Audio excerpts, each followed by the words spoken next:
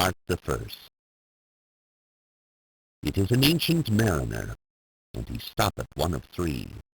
By thy long grey beard and glittering eye, now wherefore stopp'st thou me? The bridegroom's doors are open wide, and I am next of kin. The guests are met, the feast is set, mayst hear the merry din. He holds him with his skinny hand. There was a ship, quoth he. Hold off, unhand me, greybeard loon. Eftsoons his hand dropped he. He holds him with his glittering eye. The wedding guest stood still, and listens like a 3 years child. The mariner hath his will. The wedding guest sat on a stone. He cannot choose but hear. And thus spake on that ancient man, the bright-eyed mariner. The ship was cheered, the harbor cleared. Merrily did we drop below the kirk, below the hill, below the lighthouse top. The sun came up upon the left, out of the sea came he, and he shone bright, and on the right went down into the sea. Higher and higher every day, till over the mast at noon. The wedding guest here beat his breast, for he heard the loud bassoon. The bride hath paced into the hall, red as a rose is she. Nodding their heads before her goes the merry minstrelsy. The wedding guest he beat his breast, but he cannot choose but hear. And thus spake on that ancient man, the bright-eyed mariner. And now the storm blast came, and he was tyrannous and strong. He struck with his o'ertaking wings, and chased south along. With sloping masts and dipping prow, as who pursued with yell and blow still treads the shadow of his foe, and forward bends his head.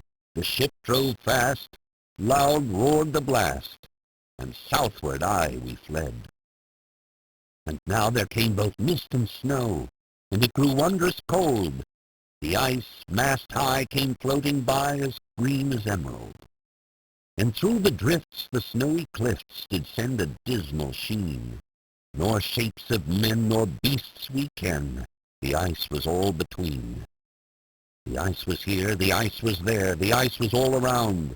It cracked and growled and roared and howled like noises in a swound. At length did cross an albatross. Through the fog it came. As if it had been a Christian soul, we hailed it in God's name. It ate the food it ne'er had et, and round it flew. The ice did split with a thunder fit, the helmsman steered us through. And a good south wind sprung up behind. The albatross did follow, and every day for food or play came to the mariner's hollow. In midst or cloud, on mast or shroud, it perched for vespers 9, whiles all the night through fog smoke white glimmered the white moon shine. God save the ancient mariner from the fiends that plague thee thus. Why look'st thou so? With my crossbow I shot the albatross. Part the Second. The sun now rose upon the right. Out of the sea came he, still hid in mists, and on the left went down into the sea. And the good south wind still blew behind, but no sweet bird did follow, nor any day for food or play came to the mariner's hollow. And I had done an hellish thing, and it would work 'em woe. For all averred I had killed the bird that made the breeze to blow. Ah, wretch, they said, the bird to slay that made the breeze to blow. Nor dim nor red, like God's own head, the glorious sun uprist. Then all averred I had killed the bird that brought the fog and mist. 'Twas right, they said, such birds to slay that bring a fog and mist. The fair breeze blew, the white foam flew, the furrow followed free. We were the first that ever burst into that silent sea. Down dropped the breeze, the sails dropped down. 'Twas sad as sad could be, and we did speak only to break the silence of the sea. All in a hot and copper sky, the bloody sun at noon, right up above the mast did stand, no bigger than the moon. Day after day, day after day we stuck, nor breath nor motion, as idle as a painted ship upon a painted ocean. Water, water everywhere, and all the boards did shrink. Water, water everywhere, nor any drop to drink. The very deep did rot. O Christ, that ever this should be! Yea, slimy things did crawl with legs upon the slimy sea. About, about, in reel and drought, the death fires danced at night. The water, like a witch's oils, burnt green and blue and white. And some in dreams assured were of the spirit that plagued us so. 9 fathom deep he had followed us from the land of mist and snow. And every tongue, through utter drought, was withered at the root. We could not speak, no more than if we had been choked with soot. Ah, well-a-day, what evil looks had I from old and young! Instead of the cross, the albatross about my neck was hung. Part the third. There passed a weary time. Each throat was parched and glazed each eye. A weary time, how glazed each weary eye, when looking westward, I beheld a something in the sky. At first it seemed a little speck, and then it seemed a mist. It moved, and moved, and took at last a certain shape I wist. A speck, a mist, a shape I wist, and still it neared and neared. As if it dodged a water sprite, it plunged and tacked and veered. With throats unslaked, with black lips baked, we could not laugh nor wail. Through utter drought all dumb we stood. I bit my arm, I sucked the blood, and cried, "A sail! A sail!" With throats unslaked, with black lips baked, agape they heard me call. Gramercy! They for joy did grin, and all at once their breath drew in as they were drinking all. "See, see," I cried, "she tacks no more, hither to work us weal. Without a breeze, without a tide, she steadies with upright keel." The western wave was all aflame, the day was well nigh done. Almost upon the western wave rested the broad bright sun, when that strange shape drove suddenly betwixt us and the sun. And straight the sun was flecked with bars. Heaven's mother, send us grace! As if through a dungeon grate he peered with broad and burning face. Alas, thought I, and my heart beat loud, how fast she nears and nears! Are those her sails that glance in the sun like restless gossameres? Are those her ribs through which the sun did peer as through a grate? And is that woman all her crew? Is that a death? And are there two? Is death that woman's mate? Her lips were red, her looks were free, her locks were yellow as gold. Her skin was as white as leprosy, the nightmare life in death was she, who fix man's blood with cold. The naked hulk alongside came, and the twain were casting dice. "The game is done, I've won, quoth she, and whistles thrice. The sun's rim dips, the stars rush out, at one stride comes the dark, with far-heard whisper o'er the sea, off shot the spectre bark. We listened and looked sideways up, fear at my heart as at a cup my life-blood seemed to sip. The stars were dim, and thick the night. The steersman's face by his lamp gleamed white. From the sails the dew did drip, till clomb above the eastern bar the horned moon with one bright star within the nether tip. One after one, by the star-dogged moon, too quick for groan or sigh, each turned his face with a ghastly pang and cursed me with his eye. 4 times 50 living men, and I heard nor sigh nor groan. With heavy thump, a lifeless lump, they dropped down one by one. The souls did from their bodies fly, they fled to bliss or woe, and every soul as it passed me by, like the whiz of my crossbow. Part the fourth. I fear thee, ancient mariner, I fear thy skinny hand, and thou art long and lank and brown as is the ribbed sea sand. I fear thee, and thy glittering eye, and thy skinny hand so brown. Fear not, thou wedding guest, this body dropped not down. Alone, alone, all alone, alone on a wide, wide sea, and never a saint took pity on my soul in agony. The many men, so beautiful, and they all dead did lie, and 1,000,000 slimy things lived on, and so did I. I looked upon the rotting sea and drew my eyes away.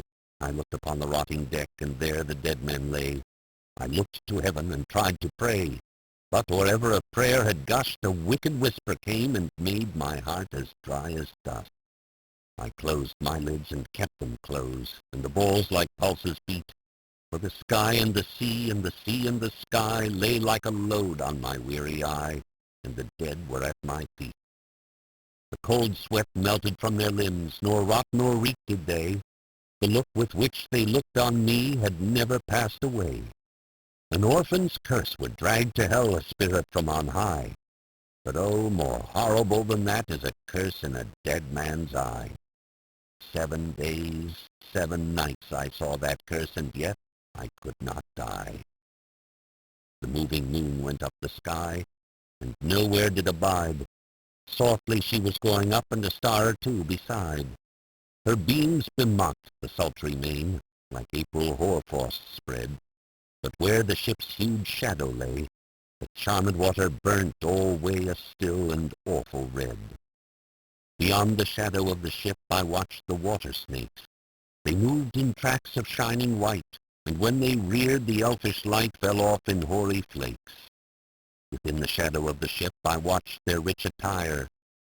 Blue, glossy green, and velvet black, they coiled and swam, and every track was a flash of golden fire. Oh, happy living things! No tongue their beauty might declare. A spring of love gushed from my heart, and I blessed them unaware. Sure my kind saint took pity on me, and I blessed them unaware. The selfsame moment I could pray, and from my neck so free, the albatross fell off, and sank like lead into the sea. Part the 5th. Oh, sleep! It is a gentle thing, beloved from pole to pole. To Mary Queen the praise be given. She sent the gentle sleep from heaven that slid into my soul. The silly buckets on the deck that had so long remained, I dreamt that they were filled with dew, and when I awoke it rained. My lips were wet, my throat was cold, my garments all were dank. Sure I had drunken in my dreams, and still my body drank. I moved and could not feel my limbs. I was so light, almost I thought that I had died in sleep and was a blessed ghost. And soon I heard a roaring wind. It did not come anear, but with its sound it shook the sails that were so thin and sere. The upper air burst into life, and 100 fire flags sheen. To and fro they were hurried about, and to and fro and in and out the wan stars danced between. And the coming wind did roar more loud, and the sails did sigh like sedge, and the rain poured down from one black cloud. The moon was at its edge. The thick black cloud was cleft, and still the moon was at its side. Like water shot from some high crag, the lightning fell with never a jag, a river steep and wide. The loud wind never reached the ship, yet now the ship moved on. Beneath the lightning and the moon the dead men gave a groan. They groaned, they stirred, they all uprose, nor spake, nor moved their eyes. It had been strange even in a dream to have seen those dead men rise. The helmsman steered, the ship moved on, yet never a breeze up blew. The mariners all 'gan worked the ropes, where they were wont to do. They raised their limbs like lifeless tools. We were a ghastly crew. The body of my brother's son stood by me knee to knee. The body and I pulled at one rope, but he said naught to me. I fear thee, ancient mariner. Be calm, thou wedding guest. 'Twas not those souls that fled in pain which to their courses came again, but a troop of spirits blessed. For when it dawned, they dropped their arms and clustered round the mast. Sweet sounds rose slowly through their mouths and from their bodies passed. Around flew each sweet sound, then darted to the sun. Slowly the sounds came back again, now mixed, now one by one. Sometimes a dropping from the sky I heard the skylark sing. Sometimes all little birds that are, how they seemed to fill the sea and air with their sweet jargoning. And now it was like all instruments, now like a lonely flute, and now it is an angel's song that makes the heavens be mute. It ceased, yet still the sails made on, a pleasant noise till noon, a noise like of a hidden brook in the leafy month of June, that to the sleeping woods all night singeth a quiet tune. Till noon we quietly sailed on, yet never a breeze did breathe. Slowly and smoothly went the ship, moved onward from beneath. Under the keel, 9 fathom deep, from the land of mist and snow, the Spirit slid, and it was he that made the ship to go. The sails at noon left off their tune, and the ship stood still also. The sun, right up above the mast, had fixed her to the ocean, but in a minute she 'gan stir, with a short uneasy motion. Backwards and forwards half her length, with a short uneasy motion. Then, like a pawing horse let go, she made a sudden bound. It flung the blood into my head, and I fell down in a swound. How long in that same fit I lay, I have not to declare. But ere my living life returned, I heard, and in my soul discerned, 2 voices in the air. Is it he, quoth one, is this the man? By him who died on cross, with his cruel bow he laid full low the harmless albatross. The spirit who bideth by himself in the land of mist and snow, he loved the bird that loved the man who shot him with his bow. The other was a softer voice, as soft as honeydew.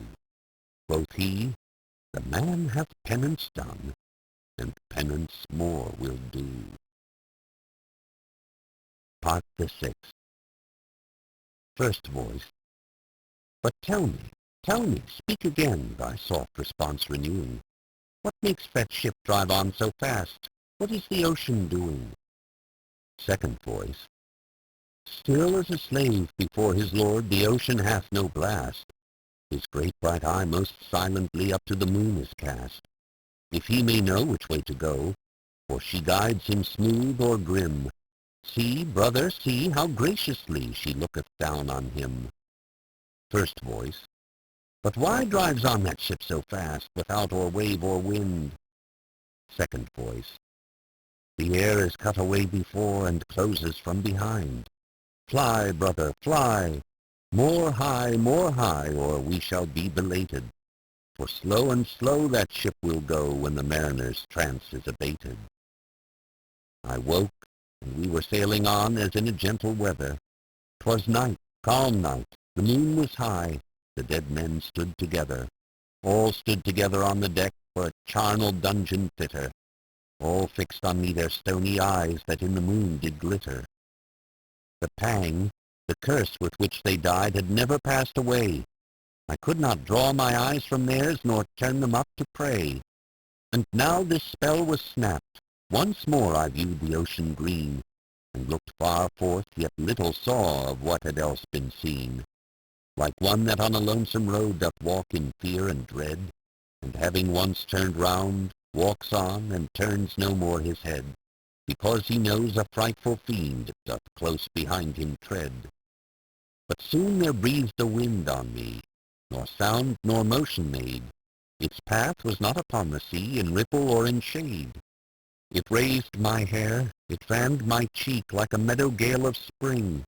It mingled strangely with my fears, yet it felt like a welcoming. Swiftly, swiftly flew the ship, yet she sailed softly too. Sweetly, sweetly blew the breeze, on me alone it blew. Oh, dream of joy! Is this indeed the lighthouse top I see? Is this the hill? Is this the kirk? Is this mine own country? We drifted o'er the harbor bar, and I with sobs did pray, oh, let me be awake, my God, or let me sleep alway.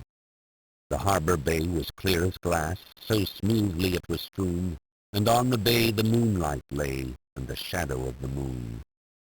The rock shone bright, the kirk no less, that stands above the rock.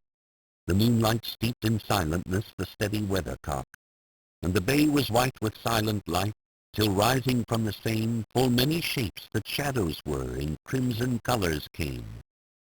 A little distance from the prow those crimson shadows were. I turned my eyes upon the deck. Oh, Christ! What saw I there? Each course lay flat, lifeless and flat, and, by the holy rood, a man all light, a seraph man, on every course there stood. This seraph band each waved his hand. It was a heavenly sight. They stood as signals to the land, each one a lovely light. This seraph band each waved his hand. No voice did they impart, no voice, but oh, the silence sank like music on my heart. But soon I heard the dash of oars, I heard the pilot's cheer. My head was turned perforce away, and I saw a boat appear. The pilot and the pilot's boy, I heard them coming fast. Dear Lord in heaven, it was a joy that dead men could not blast. I saw a third. I heard his voice, it is the hermit good. He singeth loud his godly hymns that he makes in the wood. He'll shrieve my soul, he'll wash away the albatross's blood. Part the 7. This hermit good lives in that wood which slopes down to the sea. How loudly his sweet voice he rears. He loves to talk with mariners that come from a far country. He kneels at morn and noon and eve. He hath a cushion plump. It is the moss that wholly hides the rotted old oak stump. The skiff boat neared. I heard them talk. Why, this is strange, I trow. Where are those lights, so many and fair, that signal made but now? Strange, by my faith, the hermit said, and they answered not our cheer. The planks look warped, and see those sails, how thin they are and sere. I never saw aught like to them, unless perchance it were brown skeletons of leaves that lag my forest brook along, when the ivy tod is heavy with snow, and the owlet whoops to the wolf below, that eats the she-wolf's young. Dear Lord, it hath a fiendish look, the pilot made reply. I am afeard. Push on, said the hermit cheerily. The boat came closer to the ship, but I nor spake nor stirred. The boat came close beneath the ship, and straight a sound was heard. Under the water it rumbled on, still louder and more dread. It reached the ship, it split the bay. The ship went down like lead. Stunned by that loud and dreadful sound, which sky and ocean smote, like one that hath been 7 days drowned, my body lay afloat. But swift as dreams myself I found within the pilot's boat. Upon the whirl where sank the ship, the boat spun round and round, and all was still, save that the hill was telling of the sound. I moved my lips. The pilot shrieked and fell down in a fit. The holy hermit raised his eyes, and prayed where he did sit. I took the oars. The pilot's boy, who now doth crazy go, laughed loud and long, and all the while his eyes went to and fro. Ha ha, quoth he, full plain I see the devil knows how to row. And now, all in my own country, I stood on the firm land. The hermit stepped forth from the boat, and scarcely he could stand. Oh, shrieve me, holy man! The hermit crossed his brow. Say quick, quoth he, I bid thee say, what manner of man art thou?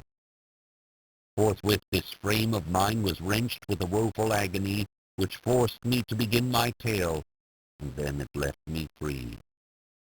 Since then, at an uncertain hour, that agony returns, until my ghastly tale is told, this heart within me burns. I pass like night from land to land. I have strange power of speech. That moment that his face I see, I know the man that must hear me. To him my tale I teach. What loud uproar bursts from that door? The wedding guests are there. But in the garden bower the bride and bridemaids singing are, and hark the little vesper bell which biddeth me to prayer. O wedding guest, this soul hath been alone on a wide, wide sea. So lonely 'twas that God himself scarce seemed there to be. O sweeter than the marriage feast, 'tis sweeter far to me to walk together to the kirk with a goodly company. To walk together to the kirk, and all together pray, while each to his great Father bends, old men and babes and loving friends and youths and maidens gay. Farewell, farewell! But this I tell to thee, thou wedding guest, he prayeth well who loveth well both man and bird and beast.